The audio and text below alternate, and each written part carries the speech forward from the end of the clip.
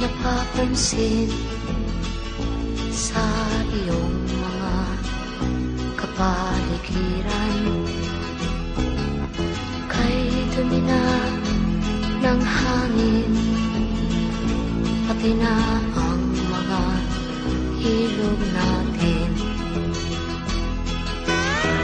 Hindi nga masama ang pag-unlad at malayo-layo na rin ang ating narating. Ngunit masdan mo ang tubig sa dagat, dati kulay asul, ngayon'y naging itim. Ang mga duming ating ikinalat sa hangin, sa langit, huwag na nating paabutin. Upang kung tayo'y pumanaw man sa riwang hangin, sa langit natin matitikman. Mayroon lang akong hinihiling, sa aking pagpanaw sana ay tag-ulan. Gitara ko ay aking dadalhin, upang sa ulap na lang tayo magkantahan.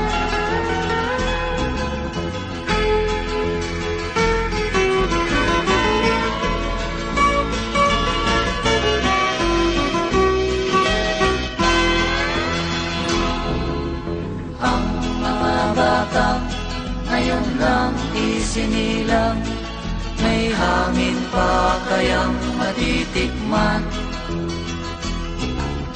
May mga puno pa kaya silang aakyatin, may mga ilog pa kayang lalamuyan. Bakit di natin pag-isipan ang nangyayari sa ating kapaligiran? Hindi nga masama ang pag-unlad kung hindi nakakasira ng kalikasan.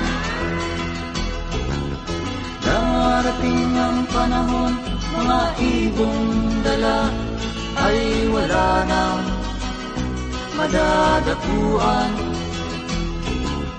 Masdan mo ang mga punong dati ay kay katag, ngayon'y namamatay dahil sa ating kalukuhan. Lahat ng bagay na narito sa lupa, biyayang galing sa Diyos kahit nung ika'y wala pa. Ingatan natin at huwag nang sirain pa, pagkat pag kanyang linawi tayo'y mawawala na.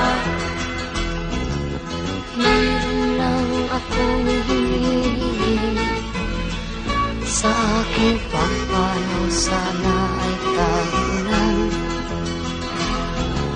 Gitara ko ay aking dadalhin, upang sa ulap na lang tayo magkantahan.